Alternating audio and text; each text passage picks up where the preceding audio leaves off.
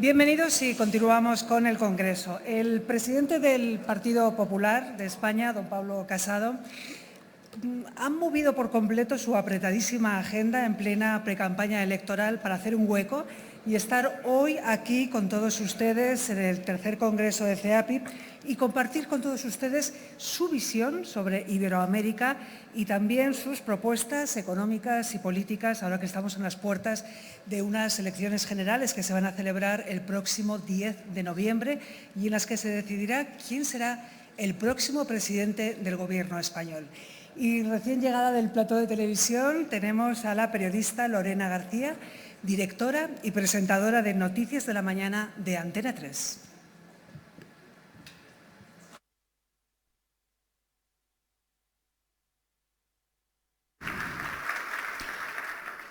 Muy buenos días y bienvenido Pablo Casado, presidente del Partido Popular. Gracias por participar en un foro de la envergadura de este Congreso, tercer Congreso de CEAPI.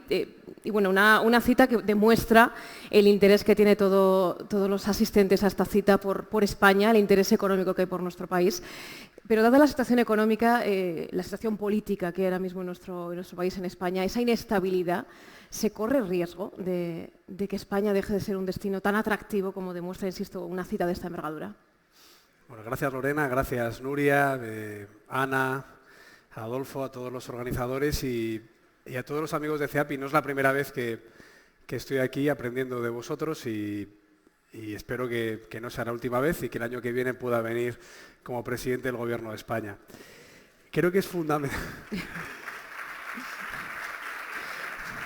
Al menos, si me permiten, que no sea con un gobierno en funciones, ¿no? Que no haya que repetir de nuevo elecciones, ¿no? Que haya un gobierno estable. Eso es. Conozco a muchos de los participantes y a muchos de los ponentes y mi trayectoria pública ha estado muy ligada a la política exterior, pero en especial a la política iberoamericana. Tanto en algún centro de estudios norteamericano, en el que precisamente, lo comenté el año pasado en la reunión que tuvimos en CEAPI, veíamos la perspectiva atlántica como algo fundamental para España y este año, después del Brexit, se convierte en algo además diferencial para España. España tiene que ser el país atlántico por antonomasia, no solo por razones históricas, sino también por razones políticas una vez que el Reino Unido desafortunadamente abandone la Unión Europea.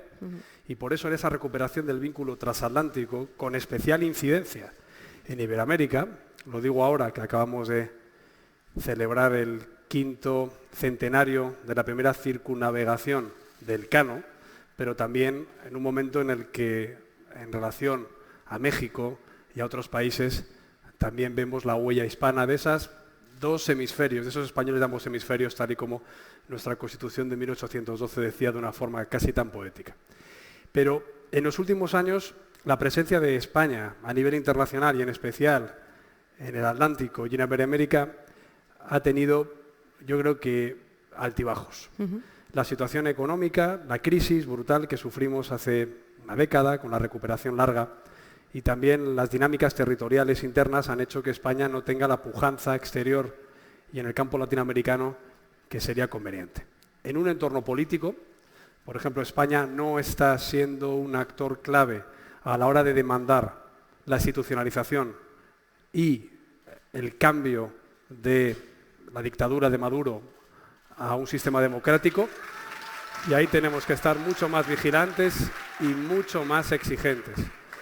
España ha llegado tarde a los debates del Grupo de Lima, España no ha liderado la respuesta en la Unión Europea y nosotros, y quiero empezar por el tema político, nosotros nos comprometemos a que cuando lleguemos al Gobierno de España cancelaremos todos los activos de los gerifaltes chavistas en España y lideraremos además la respuesta en la Unión Europea. Hay que cancelar sus activos, sus cuentas, sus propiedades inmobiliarias que tienen muy cerquita de este barrio de Madrid, porque lo que están haciendo es explotando, tal y como ha dicho el informe Bachelet, ya 4 millones de desplazados, decía ella, 7.000 asesinatos o ejecuciones sumarísimas, cientos de casos de torturas, de violaciones y, por supuesto, una miseria que ya es escandalosa. Por tanto, en el tema político tenemos que recuperar, más en este año en el que tendremos elecciones en Colombia, municipales y regionales, presidenciales en Argentina y Uruguay y en Bolivia. Por tanto, es un año muy importante. Y en el campo económico, Las empresas españolas siguen teniendo una fuerte inversión en Latinoamérica y, de hecho, el retorno de esos beneficios ya supone un 25% de los ingresos de, por ejemplo, las empresas IBEX 35. Y es verdad que España sigue siendo de los socios prioritarios en la inversión iberoamericana, pero también es verdad que China ha cogido demasiada importancia, ya está, creo recientemente, por encima de los $300.000 anuales de inversión, y es verdad que España y la Unión Europea no estamos aprovechando ni siquiera las alternativas o las oportunidades que la política más proteccionista de la administración norteamericana nos está dejando ahí. ¿Qué hizo el Partido Popular en el gobierno? Apostar por el acuerdo de libre comercio entre la Unión Europea y Mercosur, que esperamos que el avance no se detenga, impulsar la presencia de España como socio observador de la Alianza del Pacífico. Mi idea, cuando lleguemos al gobierno de España, es culminar la negociación de Mercosur con la Unión Europea y además hacerla compatible o incluso complementaria al acuerdo con la Alianza del Pacífico, de manera que las grandes economías iberoamericanas estén en un eje de prosperidad y de libre comercio con la Unión Europea. Y luego, por otro lado, la inversión internacional, que es la pregunta, y perdón la introducción tan larga, que se está deteriorando. Voy a dar solo 2 cifras. Cuando Pedro Sánchez llega al gobierno después de una moción de censura apoyada por partidos de extrema izquierda e independentistas, la inversión internacional en España superaba los 20.000 millones de euros. Último trimestre en el que el Partido Popular estuvo en el gobierno. Ahora mismo se ha ido reduciendo paulatinamente y la última cifra es de 3.000 millones. Es decir, que lo que hace apenas unos meses me discutía en el Congreso de los Diputados, cuando yo dije que la inversión internacional se había desplomado un 70% y había bajado 11.000 millones de euros, cada indicador que va pasando, esas cifras son más preocupantes. Y por eso mi mensaje es: tenemos que recuperar la inversión internacional en España, dando solvencia y credibilidad y también una eficacia y una estabilidad política. Estabilidad política, eso es. Hablábamos de los datos, a usted algunos de esos datos macroeconómicos. Ayer precisamente conocíamos datos que ya son indicadores de que algo está pasando más allá de esa ralentización económica de la que se llevan semanas hablando. El IPC no es bueno, el dato del PIB no es bueno, va retrocediendo el consumo de los españoles. Y hoy nos hemos desayunado con titulares como frenazo económico, están hoy en la prensa económica, que seguro que muchos de ustedes han leído. España se abona a los indicadores negativos y ya crece al menor ritmo en 5 años, y hoy además el presidente del Gobierno en funciones, Pedro Sánchez, ha reconocido que sí puede haber crisis en España. Esto es preocupante. Bueno, y sobre todo desconcertante porque hasta hace una semana lo negaba. La primera vez que Pedro Sánchez habla de enfriamiento económico fue hace una semana, en la presentación de su campaña electoral. Hasta entonces estaba negando ya una evidencia de unas cifras que no se pueden negar, ¿no? Ahora mismo hemos visto como ayer el PIB ha crecido 1 décima menos, lo cual es indicativo, pero sobre todo marca una tendencia que va a hacer imposible que la previsión del Ministerio de Economía de un crecimiento del PIB de un 2,2 este año se vaya a cumplir. Eso coincide con la bajada de las perspectivas del Banco de España, bajó 4 décimas. Eso coincide con que las instituciones comunitarias y también el FMI habían echado un jarro de agua fría para decir que esas cifras de crecimiento económico no se van a cumplir.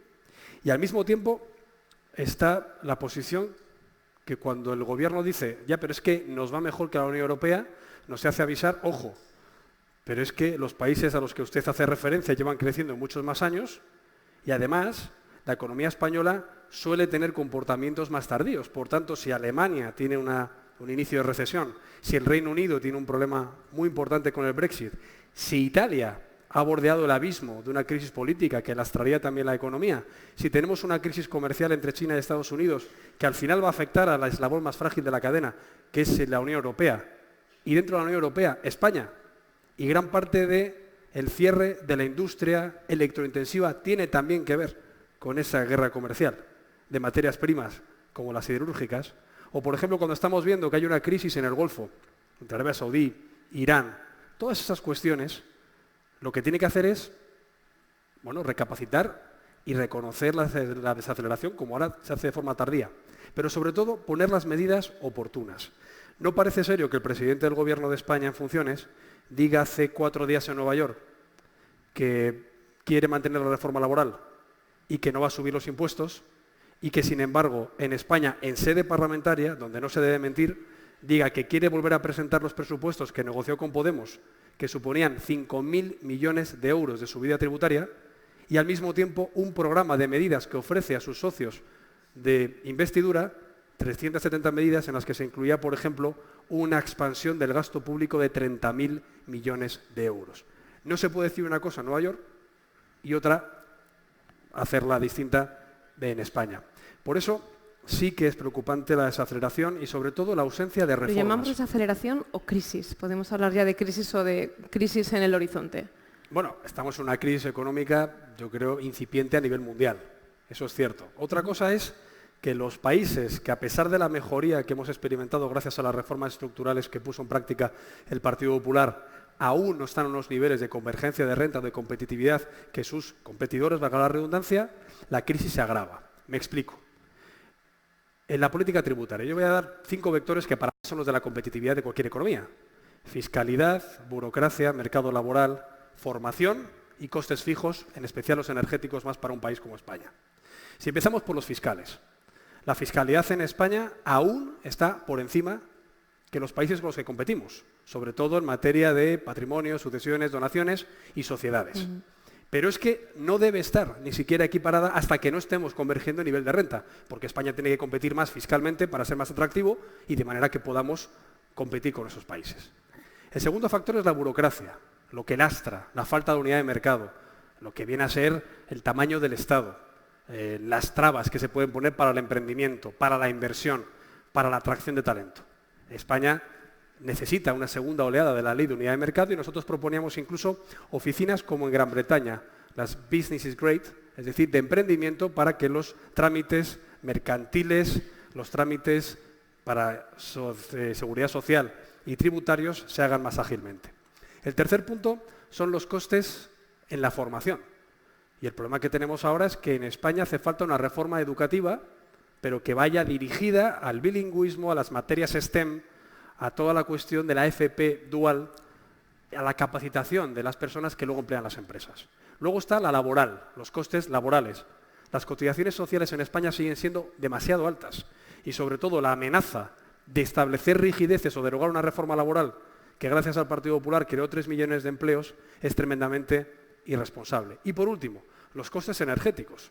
¿No parece lógico que cuando se están cerrando centrales térmicas en Galicia, anunciada el viernes, o cuando se están cerrando Alcoa, o se está hablando de la crisis en Arcelor, o hay un problema industrial con la industria del motor, por la demagogia medioambientalista? No estoy en contra de defender el medio ambiente, pero no hacerlo a costa de una industria que emplea a casi 1 millón de personas entre indirectos y empleos directos.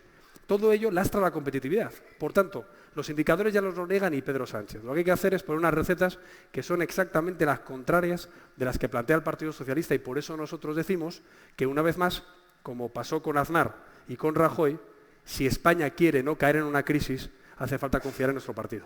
Eso nos lleva a la casilla de salida que últimamente para los españoles es las urnas, ¿no? Las cuartas elecciones en 4 años que tendrá lugar el próximo 10 de noviembre. Habrá acuerdos, se lo digo porque las encuestas tampoco son muy halagüeñas. Parece ser que el voto cada vez se fragmenta más y que posiblemente no haya ni una mayoría en bloques. Le hablo de bloques de derecha e izquierda, como se ha vuelto a repetir ahora. ¿Habrá realmente posibilidad de que esas elecciones valgan para algo? Bueno, las elecciones han sido una irresponsabilidad porque las ha forzado Pedro Sánchez y por eso no ha querido pactar con Ciudadanos, que tenían una mayoría suficiente de 180 escaños, ni siquiera con Podemos y partidos regionalistas con los que también tenían la posibilidad de llegar a un acuerdo. ¿Por qué lo ha hecho? Bueno, pues probablemente para intentar conseguir una mayoría electoral que las urnas la habían negado. Y yo creo que el tiro le va a salir por la culata. Hay que recordar una cosa, no es algo imposible que la izquierda siga gobernando en España. De hecho, las 2 últimas veces que en España se concedió una mayoría absoluta fue a gobiernos del Partido Popular, en el 2011 y en el 2000. La izquierda lleva sin mayorías absolutas desde la penúltima legislatura de Felipe González. ¿Qué quiero decir con esto? Que si Pedro Sánchez es incapaz de pactar, ha sido el único líder que no ha llegado a un acuerdo de gobierno en las últimas 3 elecciones municipales, autonómicas y generales, después de que cientos, miles de candidatos lo hayan conseguido. Si no es capaz de pactar, y vemos que los españoles llevan mucho tiempo sin dar una confianza mayoritaria para que gobierne solitario a la izquierda, Él lo que representa es un futuro de bloqueo. Si no ha sido capaz, con 123 escaños, de llegar a un pacto de gobierno para desbloquear la situación política en España, ¿por qué iba a hacerlo con 120 o 119, que es lo que hoy le dan las encuestas? ¿Qué es lo que proponemos nosotros? Y voy a la respuesta. Nosotros planteamos, lo primero, que somos la alternativa al Partido Socialista. Por eso creo que todos los españoles han entendido que, a diferencia de Ciudadanos o de Podemos, que en algún momento han pedido la investidura de Pedro Sánchez, nosotros... ¿Por qué? Porque si llegáramos a un gobierno de convergencia, por ejemplo, Ciudadanos, PSOE, PP, lo que quedaría fuera como alternativa y como oposición serían Vox y Podemos, lo cual creo que no es bueno para un país de la importancia de España. Por eso el Partido Popular es la alternativa, está fuera de la convergencia de gobierno con el Partido Socialista. Pero... Descartaría esa fórmula. Sí, digo una fórmula a la alemana, ¿no? Que se ha hablado mucho también de esa posibilidad, una gran coalición. Es que en Alemania quien quedaba fuera era el Partido Liberal y los Verdes, no Podemos y Vox. Y en el Reino Unido el que quedaba fuera era el Partido Laborista, no el UKIP. Entonces, eso es una cuestión que hay que diferenciar. El PP es la oposición, ¿cierto? Pero es la alternativa. Y así ha sido en los últimos 40 años de democracia en España. Bien, pero eso no quiere decir que no hayamos tendido la mano para pactos de Estado. Durante los últimos meses yo me he reunido con Sánchez durante 6 horas, 4 reuniones. Siempre que me ha llamado, he ido. Y le he ofrecido pactos de Estado, 3 tan importantes y de actualidad como los presupuestos generales del Estado. Nunca.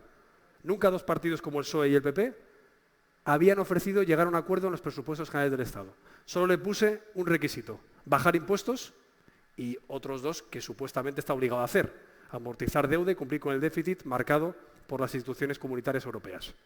Luego le ofrecimos una posición conjunta en Cataluña, me imagino que luego a lo mejor tendremos alguna pregunta al respecto, para ir juntos frente al desafío independentista. Hoy es 1 de octubre.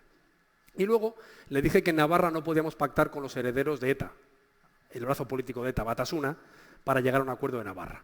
3 acuerdos muy claros. Y luego además lo amplié con los que él me pidió hacía un año. Pacto por la justicia, por las pensiones, por las infraestructuras, contra la violencia de género y creo recordar... Por el Pacto de Toledo, ya lo he dicho, ahí había otro pacto más, un quinto que creo recordar que era sobre agua, no me acuerdo muy bien. Y luego ofrecimos otros 3, que era pacto educativo, pacto de ley electoral y pacto contra la despoblación en España. Es decir, 11 acuerdos. De esta manera nosotros decíamos, oiga, usted llega a una alternativa de investidura y ya le damos la estabilidad durante la legislatura, pero aún así ha querido ir a elecciones. Y por eso ahora, que no ha sido posible hacer una convergencia, una coalición con Ciudadanos, y ayer expiró el plazo. Eso totalmente descartado porque ha expirado el plazo, pero un acuerdo postelectoral, postelecciones. Bueno, pues a ver, el tema de España Suma era muy claro, y era que el 28 de abril Ciudadanos y PP, si hubieran ido juntos a las urnas, hubieran obtenido 165 escaños. No digo que sea una encuesta, resultados de urna, 165 escaños, a tiro de piedra de una alternativa de gobierno y, por supuesto, muy por encima de los 123 que tuvo el Partido Socialista. Bueno, lo que le decíamos a Ciudadanos es, oiga, vamos a hacer esto otra vez, porque aunque no lleguemos a los 176, ya seremos nosotros los que estaremos pidiendo una abstención, o los que estaremos pidiendo que nos dejen gobernar. Parece una cosa evidente. Bueno, Ciudadanos no ha querido. Y además no solo no ha querido, sino que ha cesado a la gente en el País Vasco de su partido que lo pedía y además no ha permitido que Cayetana Álvarez de Toledo cediera el número 1 de la candidatura por Barcelona, donde Ciudadanos quedó por delante y además, pues, en fin, lo único que le ha interesado es fichar a personas que estaban en la lista del Partido Popular, como hizo en las elecciones generales, cosa que yo no voy a entrar ni a valorar. Mi relación personal con Rivera es buena y nuestro resultado de gobierno con Ciudadanos en ayuntamientos, diputaciones y autonomías también lo es. Creo que no ha sido responsable, pero lo tengo que respetar. ¿Ahora qué podemos hacer? Bueno, pues ahora no me queda más remedio que pedir que la unión, que no ha sido posible entre partidos antes de las elecciones, se haga entre electores una vez ya cerradas las candidaturas. Es decir, que los votantes que vieron que la fragmentación en el voto le dio la mayoría a Pedro Sánchez, que los votantes, incluso socialistas, que no les gusta lo que está pasando en materia económica o territorial, o los votantes que han podido confiar en fuerzas más a nuestra derecha, como Vox, se den cuenta de que el Partido Popular es un partido moderado, centrista, abierto, que sabe pactar, que sabe gestionar, que tiene un programa claro, pero que necesita que aglutinemos una fuerza electoral para que con los mismos votos tengamos más escaños que el Partido Socialista. Entiendo que echa de menos el bipartidismo. No es echar de menos. Yo creo que al final los españoles echan de menos la estabilidad política. El multipartidismo ha producido inestabilidad y nos la daba el bipartidismo, o estabilidad. Lo digo de otra forma. Menos Partido Popular ha venido mejor a la economía española y a la estabilidad territorial y a la prestancia internacional de España? O sea, que el PP tenga 66 escaños en vez de 183, ¿ha venido a España mejor o peor? Y el multipartidismo, que tanto decía que había que cambiar el paradigma de la política y negociar y retransmitir las reuniones en directo, ¿ha sido capaz incluso de sentarse entre ellos para llegar a un acuerdo, no? Ha tenido que ser el Partido Popular el que ha llegado a pactos de gobierno en Madrid, en Murcia, en Castilla y León, en la ciudad de Madrid, con dos socios que ni siquiera han sido capaces de sentarse. Por eso, si el PP tiene el balance de gestión, nadie lo duda. Aznar creó 5 millones de empleos, Rajoy creó 3 millones de empleos. Es lo que vamos a volver a hacer cuando yo esté en el gobierno. Si nadie duda que a nivel territorial no nos ha temblado el pulso. Aznar paró el plan Ibarretxe de independencia del País Vasco, Rajoy paró el plan Puigdemont de independencia de Cataluña. Y a nivel internacional, ¿cuándo ha estado mejor vista España en sus países y en todo el mundo? Por tanto, la experiencia de gestión nadie nos la duda, ni siquiera la izquierda. Lo que hay que entonces dejar muy claro es que encima tenemos la capacidad de diálogo, de pacto y de desbloquear una situación que, por desgracia, tal y como analizábamos antes, ya pasa mucha factura a nuestras arcas públicas. Hablaba de Cataluña, si me permite, le voy a hacer una pregunta precisamente. En un día como hoy, ¿no? Estamos a 1 de octubre, estaban previstos movilizaciones, afortunadamente, por lo menos hasta que hemos entrado en este foro, que ya no he tenido más contacto con la información, pero no está siendo el día, afortunadamente, muy complicado. Pero la situación con Cataluña, desde luego, hay que buscar una solución, ¿no? Sí, claro, hay que buscar una solución y la solución tiene que ser dentro de la ley. ¿Pasa por el 155? Bueno, el 155 yo siempre he dicho que no hay ni que demonizarlo ni que sacralizarlo, es un artículo más de la Constitución. Y a mí la Constitución me gusta desde el título preliminar hasta la disposición final. Por tanto, está para cumplirse. ¿Cuál es la diferencia del Partido Popular con el resto de partidos, incluso la de Pedro Sánchez, que curiosamente se está envolviendo en la bandera? Bueno, pues que nosotros somos creíbles porque hemos aplicado.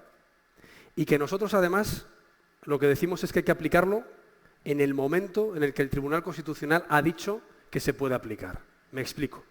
El Gobierno del Partido Popular, ¿cuándo aplica el artículo 155? Cuando la resolución del Parlamento de Cataluña es recurrida al Tribunal Constitucional, el Tribunal Constitucional manda un requerimiento a la Generalitat, es incumplido y entonces se activa la previsión del Gobierno de mandar un requerimiento de cumplimiento de la Constitución a la Generalitat, que al incumplirse inicia el procedimiento que recoge la Constitución. Ya sé que es muy complejo y muy proceloso, esto es la Constitución y la ley. Hasta que eso ocurra, nosotros que le hemos dicho desde ayer mismo a Pedro Sánchez, más allá de sus mítines, sus campañas y envolverse en la bandera, que ya está tardando en recurrir las resoluciones del Parlamento del pasado jueves.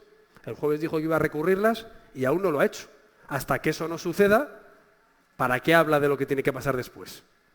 En segundo lugar, que si quiere ser creíble y que le tomemos en serio, además de amenazar al Quim Torra, ver los 40 acuerdos de gobierno que tiene con él en 40 municipios de Cataluña. Porque si no, lo que pasa es que no se le toma en serio. Y tiene que romper acuerdos en instituciones tan importantes como la Diputación de Barcelona. No es muy creíble que alguien que es investido por Quim Torra y por el señor Junqueras, lo recuerdo, Pedro Sánchez, a día de hoy, que no ha pasado ninguna investidura parlamentaria, tiene la legitimidad de una moción de censura que fue apoyada por Podemos, por el señor Torra y por el señor Junqueras. Es que se nos olvida. Por tanto, son a los que debe el cargo. Pues no parece muy lógico que nos fiemos de que alguien que debe el cargo a los independentistas vaya a poner orden contra los independentistas. Con lo cual, segundo tema, si usted quiere ser creíble, rompa sus acuerdos de verdad con aquellos que están alentando la violencia. Y tercera cuestión, hasta que nos planteemos el 155 después de esos incumplimientos. Cumpla la ley ya. ¿Qué leyes hay que cumplir? La que yo ya le recordaba desde Barcelona. La Ley de Seguridad Nacional, en vigor, aprobada por el Partido Popular. ¿Qué es lo que dice esta ley? Que cuando a los Mossos d'Esquadra, los mandos políticos, les dan órdenes ilegales, como parece que están haciendo, porque ayer dimitió el director de los Mossos y han tenido que poner al jefe de gabinete del conseller de Interior, la Ley de Seguridad Ciudadana faculta al Gobierno de España a que coordine las fuerzas y cuerpos de seguridad del Estado, que no solo son Policía Nacional, Guardia Civil, sino también los Mossos d'Esquadra, policías autonómicas y las guardias urbanas. Segunda ley que hay que poner en práctica ya, Ley de Acción Exterior. ¿Cómo es posible que el Partido Socialista esté haciendo mítines amenazando al señor Torra y la semana pasada el PSC se integró en el Diplocat, que son embajadas en sus países que están insultando a la democracia española? Oiga, aplique la ley de acción exterior. Por cierto, fui ponente yo de esa ley, me la conozco bien, para cerrar inmediatamente Diplocat. Tercera ley en vigor que tiene que aplicar, la alta inspección educativa, acabe con el adoctrinamiento. Cuarta ley, ley de estabilidad financiera, para que no haya malversación de fondos para la independencia. Quinta ley, ley general penitenciaria, que no haya mítines en las cárceles a favor de los presos que están allí por dar un golpe al Estado supuestamente, tal y como dice el juez. Otra ley, ley general audiovisual, para que no haya propaganda en los medios de comunicación públicos a favor de la independencia. En definitiva, si hay que aplicar el artículo 155 por los incumplimientos de la Generalitat, no solo lo apoyaremos, sino que somos el único partido que ya lo ha puesto en práctica. Pero el Partido Socialista pierde la credibilidad si no hace estas tres cuestiones que le hemos pedido. Y una última, que creo que es fundamental para todos. Por primera vez en la historia democrática de España hay un gobierno autonómico y un parlamento autonómico que justifica, alienta y defiende a grupos que estaban planeando atentados terroristas. Esto es la primera vez que pasa. Batasuna en el País Vasco nunca llegó a gobernar. Lo hace un partido de gobierno. Y es la primera vez que una agencia de inteligencia pagada con fondos públicos está participando en la preparación de sabotajes y atentados públicos, según dice el juez instructor de la Audiencia Nacional. Esto es de tal gravedad que creo que el Partido Socialista tiene que pasar del mitin a la acción. Y ya, sin más demora, tomar medidas, por ejemplo, en el próximo Consejo de Ministros del viernes.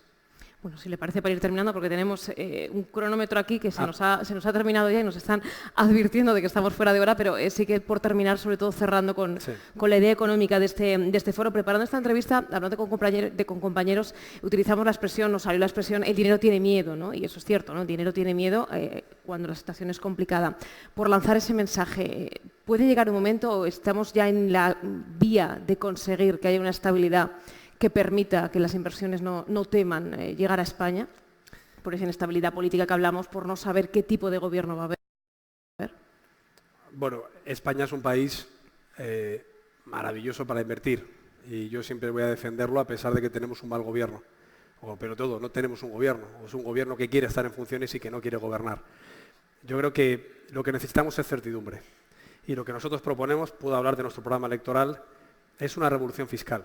Bajar el impuesto de IRPF, el impuesto de sociedades, bajar si se pueden, en cuanto se pueda, las cotizaciones sociales, suprimir patrimonio, donaciones, sucesiones, no implantar la tasa a las tecnológicas, no implantar la tasa Tobin. Al revés, lo que queremos es que las empresas británicas que se tengan que deslocalizar vengan a nuestro país. Somos un hub imprescindible en comunicaciones, en seguridad jurídica, en sistema sanitario, en vivienda que no es cara, en disponibilidad de oficinas, en alta velocidad ferroviaria, en hub a toda Latinoamérica. Somos un hub político también con buenas relaciones con el Mediterráneo, con el norte de África, con el África occidental. Somos el país prevalente atlántico en la Unión Europea. Tenemos un vínculo histórico con los Estados Unidos. Tenemos el español, que hablan ya 500 millones de personas, segunda lengua más hablada en Estados Unidos y la segunda lengua extranjera que se enseña en China. Por tanto, este país, a pesar de algunos políticos, es en el que se tiene que seguir confiando. Ahora bien, tenemos que hacer los deberes. Yo siempre digo una frase de Jacques Delors, que me habrán escuchado, la de la bicicleta, ¿no? La economía es como una bicicleta. Tú puedes dejar de pedalear un tiempo y sigues avanzando. Pero si no reanudas el pedaleo, te acabas cayendo. Esto es lo que pasa en la economía. Tú puedes dejar de reformar un tiempo y por la inercia puedes seguir incluso creciendo. Pero como no reanudes las reformas, te vas a acabar cayendo. Pasó esto cuando se fue Aznar del gobierno. La inercia duró un par de años. Llegó una crisis brutal, negada, ocultada, como ahora en Nueva York. Pasó, o está pasando ahora, cuando hemos dejado el gobierno de Mariano Rajoy. Hemos dejado ya las reformas macroeconómicas funcionando, pero hay que volver a reactivar el círculo virtuoso de la economía. Y yo por eso me comprometo a dar certeza, una estabilidad política, pero sobre todo un atractivo para la inversión y para el desarrollo empresarial, también en este mundo de la digitalización, en el que necesitamos abordar esas oportunidades inmensas en la cuarta revolución industrial, y que yo creo que después de estas elecciones hay una oportunidad para que el Partido Popular, con un escaño más que Pedro Sánchez, forme gobierno rápidamente. Y lo vuelvo a decir, una vez que no se ha podido hacer España Suma, el Partido Popular ya no apela a una mayoría, sino que con un escaño más que Pedro Sánchez lograremos desbloquear la situación y poner en marcha todas las reformas que hacen falta. Pues con esos titulares me quedo. Gracias. Pablo Casado, un placer. Gracias, Lorena. Muchas gracias.